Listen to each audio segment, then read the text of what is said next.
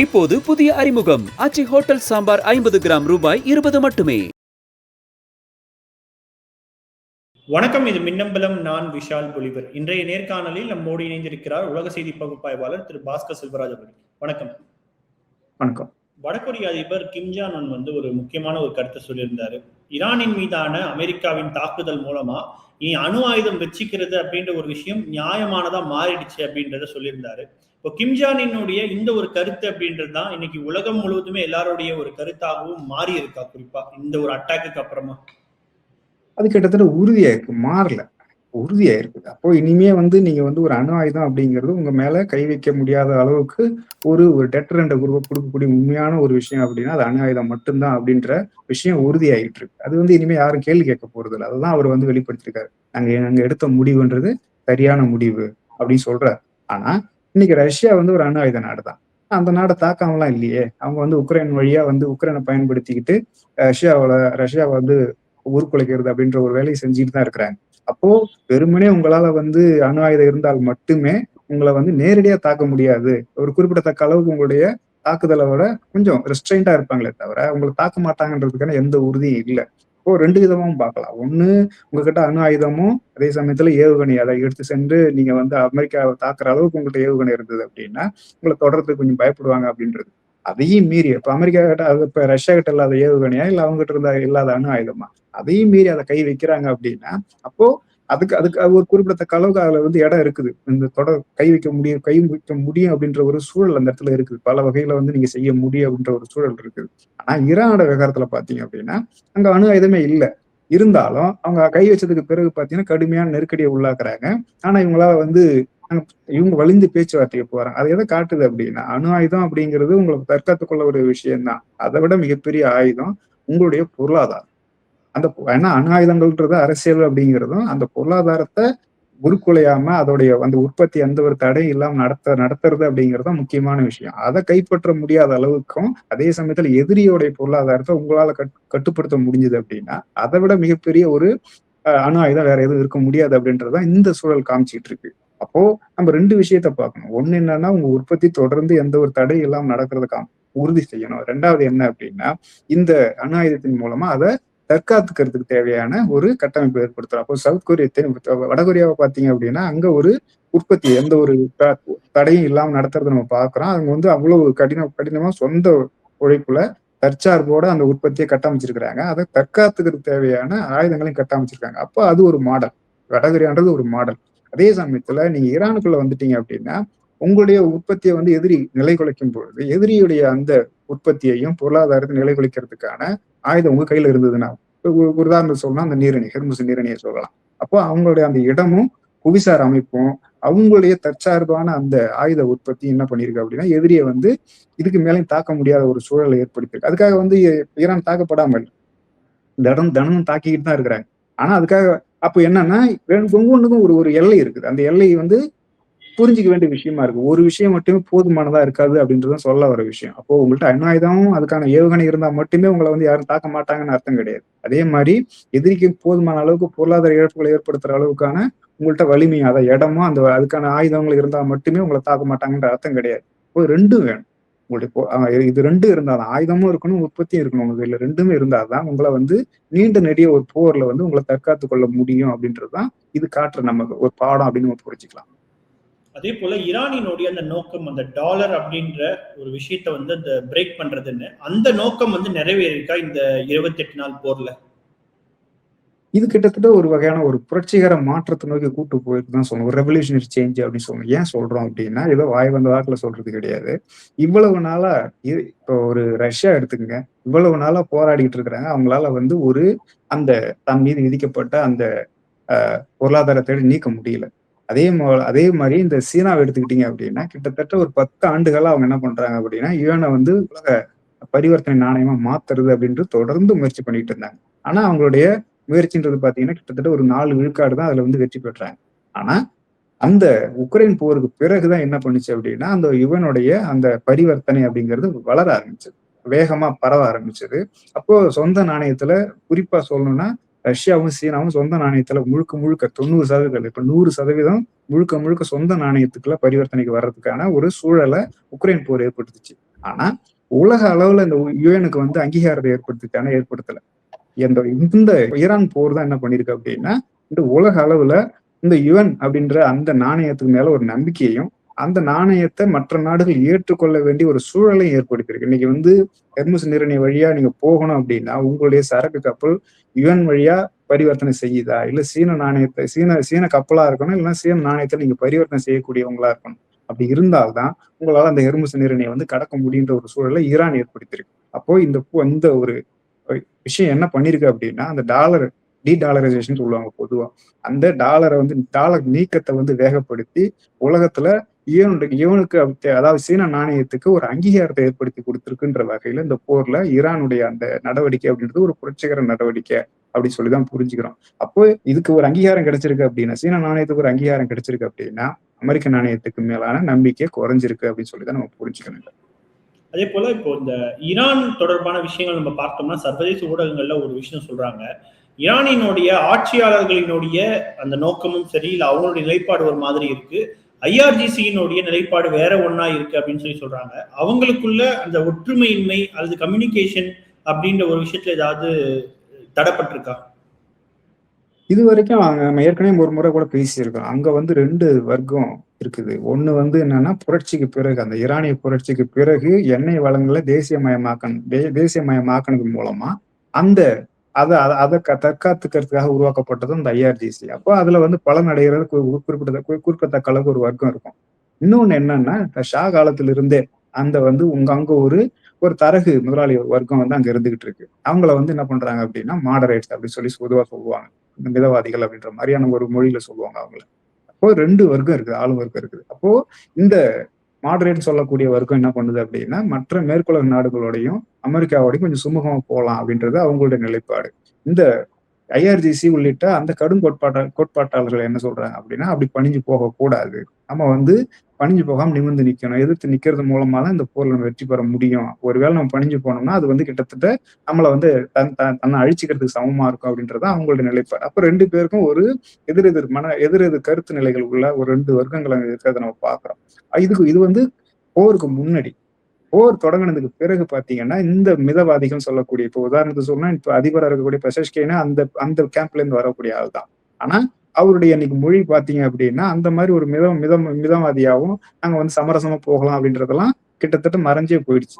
அது மாதிரி பேசுறதே கிடையாது. முழுமையா எதிர்த்து நிக்கிறது, நாங்க சண்டை போடுவோன்ற அந்த மொழிக்கு அவங்க மாறிட்டாங்க. அப்ப என்னன்னா, ஏற்கனவே இருந்த குறிப்பிடத்தக்க அளவுக்கு மிதவாதிகளை இவங்க எதிர்த்து நிக்க வேண்டிய ஒரு சூழலுக்கு இந்த போர் தள்ளப்பட்டிருக்கிறதால அந்த 2 நிலைப்பாடு கிட்டத்தட்ட பாத்தீங்கன்னா ஒரு நிலைப்பாடா சுருங்கிட்டு இருக்கு. 1. 2வது, இந்த நேரத்துல யார் அந்த மாதிரியான ஒரு பேச்சை பேசினாலும் நம்ம வந்து சமரசமா போலாம் அப்படின்னு சொன்னாங்கன்னா அவங்க தெளிவா அம்பலப்பட்டு போயிடுவாங்க. அது வந்து அமெரிக்காவுடைய கைக்கூலி அப்படின்னு அம்பலப்பட்டு போயிடுவாங்க. அப்படி இருக்கும்போது யாரும் பேச தயங்குறாங்க. அப்போ என்னன்னா, இந்த போர் என்ன பண்ணிருக்கு அப்படின்னா, 2 கேம்பா இருந்த அந்த ஆளு வர்க்கத்தை ஒரு வர்க்கமா மாத்திக்கிட்டு இருக்கு. இன்னும் சொல்ல போனா அந்த ஐஆர்ஜிசி மற்றும் இந்த கடுங்கோட்பாட்டாளர்களுடைய அந்த ஆதிக்கம்ன்றது முழுமையா வந்துடுச்சு அப்படின்னு சொல்லி நம்ம புரிஞ்சுக்கலாம். இப்போ உதாரணமா சமீபத்துல அந்த பாதுகாப்பு ஆலோசகர் நியமிக்கப்பட்டவர் யாருன்னு பாத்தீங்கன்னா, அவர் ஐஆர்ஜிசியோட பின்புலத்துல இருந்து வரக்கூடியவராக இருக்கிறாரு. அப்போ இதுக்கு முன்னாடி இருந்த அந்த லாரிஜானி யாரு இங்க இருந்து வர்றாரு அப்படின்னா, அந்த பார்லிமெண்ட் ஸ்பீக்கரா இருந்துட்டு தான் இங்க வந்திருக்கிறார். அவர் கிட்டத்தட்ட பாத்தீங்கன்னா 2 தரப்பையும் சமப்படுத்தக்கூடிய ஒரு ஆளா தான் இருந்தார். இப்ப வந்திருக்கிறவர் என்னன்னா, அப்படி சமப்படுத்த வேண்டிய தேவையில்லை அப்படின்ற ஒரு முடிவு வந்துட்டு கடுமையான ஒரு முடிவு எடுக்கக்கூடிய ஒருத்தரை வந்து இன்னைக்கு நியமிச்சிருக்கிறது மூலமா என்ன சொல்ல வராங்க அப்படின்னா, எங்களுடைய நிலைப்பாடு இனிமே இந்த ஐஆர்ஜிசி மற்றும் கடுங்கோட்பாட்டாளர்களுடைய அந்த நிலைப்பாட்டுல தான் செல்லுமே தவிர, இந்த மிதவாதிகள் சொல்லப்படக்கூடியவங்களுக்கான இந்த இடம்ன்றது கிட்டத்தட்ட இல்லாம போயிடுச்சு. இனிமே அவங்களுக்கு கொடுக்கக்கூடிய இடம்ன்றது குறைவா தான் இருக்குன்றதுதான் உலகத்துக்கு சொல்ல வேண்டிய விஷயமா இருக்குது. அதே போல இப்ப லேட்டஸ்டா வந்து சில அப்டேட்ஸ் நம்ம பார்த்தோம்னா, ஒரு பக்கம் ஈரான் வந்து தங்களுடைய படைபலத்தை கிட்டத்தட்ட 1 மில்லியன், அதாவது 10 லட்சம் வரைக்குமே வந்து தயார் நிலையில இருக்கிறதாக ஒரு செய்தியை நம்ம பார்க்கிறோம். இன்னொரு பக்கம் ஐடிஎஃப்னுடைய ஒரு அதிகாரி என்ன சொல்லியிருக்காருன்னா, நமக்கு வந்து ஆட்கள் பற்றாக்குறை அப்படின்ற ஒரு விஷயம் இருக்கு அப்படின்னு சொல்லிட்டு அந்த தரப்புல ஒரு செய்தியை நம்ம பார்க்கிறோம். இந்த 2 விஷயத்தையும் நம்ம எப்படி புரிஞ்சுக்கிறது? அப்ப இது வரைக்கும் இங்க அதாவது ஈரானுடைய தரப்புடைய பலகீனமா என்ன சொன்னாங்க அப்படின்னா, இவங்களுடைய அதாவது ஏவுகணை மற்றும் போர் விமானங்கள்ல பாத்தீங்கன்னா இவங்கள்ட்ட ஒண்ணும் கிடையாது. இவங்களால வந்து அமெரிக்காவையோ இஸ்ரேலையோ அழிக்க முடியாது அப்படின்ற ஒரு சூழல். அதாவது இஸ்ரேல் அமெரிக்க தரப்பு நினைச்சாங்கன்னா எந்த இடத்துல எங்க வேணாலும் குண்டு போட முடியும். அதை எதிர்த்து நிக்கிறதுக்கான வான்வழி ஏவுகணை கட்டமைப்பு இவங்கள்ட்ட இல்லை அப்படின்றதுதான் இவங்களுடைய பலகீனமா இருந்தது. 2வது, இந்த போர் வந்து ஆனா எதிர்த்தரப்போட பலகீனம் என்ன அப்படின்றது பொதுவா யாரும் பேசவே இல்லை. இப்ப இவ்வளவு நாளா பாத்தீங்கன்னா ஹமாஸுக்கு எதிராக சண்டை போட்ட அந்த இஸ்ரேல ராணுவம் ஹமாஸை வீழ்த்த முடியல. அந்த மாடர்ன் வார்ஃபேரா சொல்லக்கூடிய அந்த அந்த நகரங்களுக்குள்ளார வந்து போரிட்டு வெல்வது அப்படின்றதுல தோல்வி அடைஞ்சிருக்காங்க.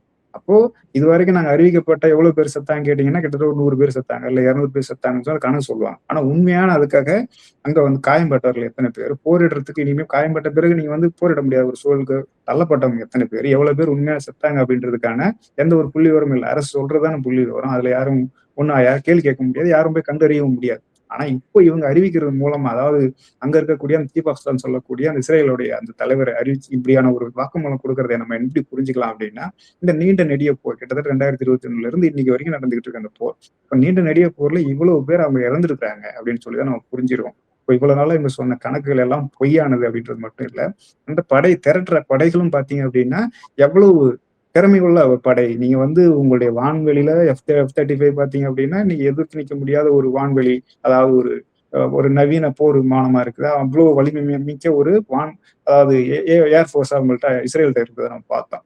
ஆனா ஏவுகணை அதாவது எதிர்ப்பு கட்டமைப்பு பாத்தீங்க அப்படின்னா டேவிட் ஸ்லிங், அதுக்கு பேர் வந்து ஆரோ இருக்குது, அதுக்கப்புறம் பாத்தீங்கன்னா தாட் இருக்குது, எங்ககிட்ட அயன் டாம் இருக்குது. இப்படி மல்டி லேயர் நாங்க வந்து ஏவுகணை எதிர்ப்பு கட்டமைப்புல வச்சிருக்கோம். எங்களுடைய ஏவுகணை எதிர்ப்பு கட்டமைப்புல யாரும் உள்ள நுழையவே முடியாது அப்படின்னு சொல்லி தட்டிட்டு இருந்தாங்க. அப்போ இவங்களுடைய பலம்லாம் எதுவா இருந்தது அப்படின்னா, இந்த ஈரானோ இல்ல வந்து லெபனான்ல இருக்கக்கூடிய ஹிஸ்புல்லாவோ இல்ல ஹமாஸ் அமைப்போ வந்து தாக்குனாங்க அப்படின்னா ஒரே ஒரு ராக்கெட்டோ இல்ல ஏவுகணையோ எங்களுடைய வான் பரப்புக்குள்ள நுழைய முடியாத அளவுக்கு நாங்க வலிமையை கட்டமைச்சிருக்கோம் அப்படின்றதுதான் இவ்வளவு நாளா இவங்க கட்டமைச்ச ஒரு பிம்பம். கிட்டத்தட்ட அது உடைக்கப்பட்டுடுச்சு. இன்னைக்கு வந்து பாத்தீங்க அப்படின்னா லெபனான்ல இருந்து ஏவக்கூடிய ஏவுகணை ஆகட்டும், இல்ல ஈரான்ல இருந்து ஏவக்கூடிய ஏவுகணைகள் ஆகட்டும், எளிமையா வந்து இஸ்ரேல் அங்க தாக்கிட்டு இருக்குது, அங்க கடுமையான அழுத்தத்துக்கு உள்ளாயிட்டு இருக்கு. ஆனா அவங்களுடைய மிகப்பெரிய பலகீனம், இவ்வளவு பெரிய பலமா இருக்கு சொல்லப்படக்கூடிய அந்த ஏவுகணை எதிர்ப்பு கட்டமைப்புகள் உடைக்கப்பட்டுடுச்சு. இன்னொரு முக்கியமான விஷயம் பாத்தீங்கன்னா F-35 அப்படின்றத ஒரு மிஸ்டீரியஸ் வெப்பன், ஒரு ஸ்ட்ராட்டஜிக் வெப்பன் சொல்லி மிகப்பெரிய அளவுல போற்றப்பட்ட ஒரு விஷயம். அது எங்க போய் முடிஞ்சிருக்கு அப்படின்னா சமீபத்துல ஈரான் ஒரு F-35 விமானத்தை வீழ்த்திருக்கிறாங்க. அப்போ கிட்டத்தட்ட பாத்தீங்கன்னா தொடவே முடியாது அப்படின்னு சொல்லக்கூடிய ஒரு விமானத்தை ஈரான் சுட்டு வீழ்த்தினது மூலமா அப்படி அது மேல கட்டமைக்கப்பட்ட அந்த பெம்மும் உடஞ்சிருச்சு. இறுதியா அவங்களுடைய முக்கியமான பலகீனமே என்ன அப்படின்னா தரைப்படை. ஒரு நாட்டுக்குள்ள புகுந்து இவங்களால வந்து போரிட்டு வெல்ல முடியுமானா வெல்ல முடியாத ஒரு என்ன சொல்லணும்னா அவ்வளவு பெரிய வீரர்களும் கிடையாது, சூராதி சூரர்களும் கிடையாது. அவங்ககிட்ட அவ்வளவு பெரிய வலிமை கிடையாது, மன வலிமையோ படை வலிமை இல்லை அப்படின்றத பலமுறை ஹிஸ்புல்லா மூலமா உணர்த்தி காட்டியிருக்கிறாங்க. அது உலகத்துல மிகப்பெரிய உள்ள பேசப்படல. கிட்டத்தட்ட பாத்தீங்கன்னா 2006 போர்ல துண்டகான் ஓட வந்த ஒரு சூழல் தான் அப்போ இருந்தது. அதன் பிறகும் நடந்த ஹமாஸ் போர்லயும் சரி, இப்ப நடந்துகிட்டு இருக்கிற அந்த போர்லயும் பாத்தீங்க அப்படின்னா மிகப்பெரிய அளவுல இவங்களுக்கு இழப்பு தான் ஏற்படுத்திட்டு இருக்கு. அப்போ இந்த இழப்பு அங்க இருக்கக்கூடிய சீஃப் ஆஃப் ஸ்டாஃபோடைய அந்த ஸ்டேட்மெண்ட் நம்ம புரிஞ்சுக்கணும் அப்படின்னா, இந்த போர் நீண்ட நெடிய போர்ல மிகப்பெரிய அளவுல அங்க உயிரிழப்பும், அதே மாதிரி நிறைய அங்க படையினர் மத்தியில நிறைய வந்து காயங்களும் ஏற்பட்டிருக்கு. அதனால வந்து நிறைய படையினர் வந்து போரிட முடியாத ஒரு சூழலுக்கு தள்ளப்பட்டிருக்காங்க. புதுசா ஆளை திரட்ட வேண்டிய கட்டாயம் ஏற்பட்டிருக்குன்னு சொல்லி தான் நம்ம இதை புரிஞ்சுக்கணும். ஆனா ஈரானிய தரப்புல பாத்தீங்க அப்படின்னா அப்படி நிறைய தலைமைகள் கொல்லப்பட்டிருக்கிறாங்க. ஆனா படை வீரர்களை பொறுத்த அளவுக்கு பாத்தீங்கன்னா அப்படி ஒன்றும் அவ்வளவு பெரிய அளவுல இழப்பு ஏற்படலை. ஒரு 1000 பேர் 2000 பேர் இழந்திருக்கலாம், இல்ல சில 100 பேர் இழந்திருக்கலாம். அதை தாண்டி அவங்கள்ட்ட மிகப்பெரிய அளவுல இழப்பு இல்லை. அது ஒண்ணு. ரெண்டாவது, இன்னைக்கு வீரியமா போரிட்டு அந்த ஹமாஸ் ஆகட்டும், இங்க லெபனான்ல போரிட்டு இருக்கக்கூடிய அந்த ஹிஸ்புல்லா அமைப்பாகட்டும், இங்க ஹவுத்திகள் ஆகட்டும், அவங்களுடைய அந்த போர் வீரர்களுடைய அந்த திறனை பாத்தீங்க அப்படின்னா, போரிடும் அந்த உணர்வு பாத்தீங்க அப்படின்னா ஒப்பிட முடியாத அளவுக்கு வந்து அதிகமா இருக்குது. அப்போ இவங்களை எல்லாரையும் வந்து குறிப்பிடத்தக்க அளவுக்கு ஒருங்கிணைச்சு இவங்களுக்கு தேவையான அதாவது தேவையான ஆயுதங்களை கொடுக்கக்கூடிய அமைப்பா தான் இந்த ஈரான் இருக்குது, ஐஆர்ஜிசி அமைப்பு இருக்குது. அப்போ இவங்களுக்கு இவ்வளவு தூரம் வந்து போரிட வலிமை இருக்குதுன்னா, அந்த உரம் அந்த வீரர்கள் இருக்கு அப்படின்னா, அப்ப ஈரானுடைய படை வீரர்கள் இதை விட குறைவா இருக்கும்ன்றதுக்கு எந்த அடிப்படையும் இல்லை. அதை வந்து ஈராக் போர்லயே அவங்க நிரூபிச்சு காட்டிருக்கிறாங்க. புதுசா நிரூபிக்க வேண்டிய அவசியமும் இல்லை. அப்படி பார்க்கும்பொழுது இந்த ஈரானுக்கு தரைப்படையை பொறுத்த அளவு இவங்களுடைய பலகீனம் பாத்தீங்கன்னா ஏவுகணை எதிர்ப்பு கட்டமைப்பு மற்றும் இந்த போர் விமானங்களா இருக்கலாம். ஆனா பலம்ன்றது அங்க இருக்கக்கூடிய படை வீரர்கள், படை பலம் தான் இவங்களுக்கு மிகப்பெரிய பலம். அதை எதிர்த்து அதாவது தன் நாட்டை காக்கணும் அப்படின்ற உணர்வோட போராடக்கூடிய உண்மையான உணர்வு உள்ள படை வீரர்கள் தான் இவங்களுடைய பலம். அது 10 லட்சம் பேர் எங்களால திரட்ட முடியும் அப்படின்னு காட்டுறது மூலமா என்ன சொல்றாங்கன்னா, நீங்க எங்களுடைய நாட்டை கைப்பற்றுவதோ, நீங்க வந்து ஒரு படையை எங்க மேல ஆக்கிரமிப்பு செஞ்சு எங்களை வந்து தோற்கடிக்கிறதுன்றது சாத்தியம் இல்லாதது அப்படின்றதான் சொல்ல வர விஷயம். ஓகே, இறுதியா ஒரு கேள்வி என்ன அப்படின்னா, இப்போ இவ்வளவு பெரிய தாக்குதல்ல வந்து அமெரிக்கா நிறைய செலவுகள் செஞ்சிருக்காங்க. அதே போல நீங்க சொன்ன மாதிரி அமெரிக்காவினுடைய சில முக்கியமான விமானங்கள் எல்லாம் சுட்டு வீழ்த்தப்பட்டது அப்படின்னு சொல்லிட்டு, அப்போ இதன் பிறகு இந்த வெப்பன் சப்ளை அப்படின்ற ஒரு விஷயத்தை தான் வந்து அமெரிக்காவுக்கு ரொம்ப முக்கியமான ஒரு எக்கனாமியா இருக்கும் பொழுது இந்த விஷயம், இந்த செயின் அப்படின்றது வந்து உடைக்கப்படுமா வரும் காலங்கள்ல? இன்னைக்கு உலகத்திலேயே அதிகமான ஆயுதங்களை ஏற்றுமதி செய்யக்கூடிய நாடு அப்படின்னா அது அமெரிக்கா தான். ஆனா வந்து இன்னைக்கு யாரை உலகத்துல எங்க நின்று கேட்டாலும் சொல்லி சொல்லி சொல்லி நின்று கேட்டாலும் சொன்னா அது வந்து உலகத்திலேயே மிகப்பெரிய படை வலிமை மிக்க நாடு அப்படின்னா அது அமெரிக்கா தான். அதுல வந்து எந்த மாற்று கருத்து இருக்காது. ஆனா அவங்க ரொம்ப சமீப காலத்துல வந்து உற்பத்தி ஒரு நவீன ஆயுதம் அப்படின்னு அவங்கள்ட்ட எடுத்துக்கிட்டீங்க அப்படின்னா ஒண்ணு செயற்கை நுண்ணறிவு வழியா செய்யக்கூடிய அந்த பகுப்பாய்வு, அதாவது ராணுவ பகுப்பாய்வு கட்டமைப்பு, அது வந்து ரொம்ப புதுசா இவங்க கண்டறிஞ்ச ஒரு விஷயமா சொல்றாங்க. ரெண்டாவது என்னன்னா F-35. இந்த ரெண்டை தவிர அதுக்கப்புறம் பாத்தீங்கன்னா விமானம் தாங்கி போர்க்கப்பல்னு சொல்லக்கூடிய அந்த ஃபோர்டு கிளாஸ் அந்த விமானம் தாங்கி கப்பல், உலகத்திலே மிகப்பெரிய விமானம் தாங்கி கப்பல் அதுதான். இந்த 3 விஷயங்கள் தான் இவங்க புதுசா சொல்லக்கூடிய விஷயம். மற்றபடி இவங்கள்ட்ட இருக்கக்கூடிய அந்த F-16 ஆகட்டும், F-18 ஆகட்டும், இதெல்லாம் பாத்தீங்கன்னா 20 ஆண்டுக்கு முன்னாடி கொண்டு வரப்பட்ட விமானங்கள் தானே தவிர சமீபத்துல கண்டறியப்பட்ட விமானங்களோ, சமீபத்துல அந்த விமானங்கள் வந்து மிகப்பெரிய அளவுல வந்து அப்கிரேட் ஆன விஷயமோ இல்லை. KC-135 எடுத்துக்கிட்டீங்க அப்படின்னா அது 1960 உருவாக்கப்பட்ட அந்த ரீஃபியூலிங் ஏர்கிராஃப்ட். இன்னைக்கு வரைக்கும் அதை வந்து சர்வீஸ்ல வச்சிருக்காங்க. அதை வந்து எந்த ஒரு அப்கிரேடும் இல்லாம இன்னும் பழைய முறைதான் பயன்படுத்திட்டு இருக்கிறாங்க. அப்போ இந்த இவருடைய ட்ரம்ப் கார்டுன்னு சொல்லக்கூடிய இந்த ட்ரம்ப் கார்டு எதுவா இருந்தது அப்படின்னா அந்த F-35 என்ற அந்த ஸ்டீல் விமானம் தான். ஆனா அதையே வந்து ஈரான் சுற்றி வீழ்த்தினதுக்கு பிறகு இவங்ககிட்ட ட்ரம்ப் கார்டுன்றது எதுவுமே இல்லை அப்படின்ற ஒரு சூழல் ஏற்பட்டுடுச்சு. அப்போ இன்னும் சொல்ல போனா செயற்கை நுண்ணறிவு எங்கள்கிட்ட இருக்குது, நாங்க வந்து பர்ஃபெக்டா பிளான் பண்ணி எப்படி மடுராவை தூக்கணுமோ அதுல உலகத்துல இருக்க யாரை வேணாலும் எப்போ வேணாலும் அந்த மாதிரி தூக்கிடுவோம் அப்படின்னு சொல்றாங்க. வந்து எக்ஸப்ஷனல் கேஸ். நீங்க வந்து கம்ப்யூட்டர்ல தான் ஃபைட் பண்ண முடியுமே தவிர நிஜத்துல யார் ஃபைட் பண்ணுவாங்கன்னா மனுஷன் தான் ஃபைட் பண்ணுவாங்க. அந்த ஆயுதங்களை குறிப்பிட்ட பங்களிக்குமே தவிர மனுஷன் முக்கியமான விஷயம். ஆனா இங்க அமெரிக்காவில் இருக்கக்கூடிய படை வீரர்கள் பாத்தீங்க அப்படின்னா எங்க வந்து இஸ்ரேலுக்காக நாங்க போராட தயாரா இல்லை, எங்க உயிரை விட தயாரா இல்லை அப்படின்னு சொல்றாங்க. அது படை வீரர்களோட மிகப்பெரிய பலம். இந்த ஃபோர்டுன்னு நவீன விமானம் தாங்கி கப்பல்னு சொல்லக்கூடிய அந்த ஃபோர்ட்ல பாத்தீங்க அப்படின்னா அது வந்து ஒரு நியூக்ளியர் எனர்ஜியில இயங்கக்கூடிய ஒரு போர் விமானம்.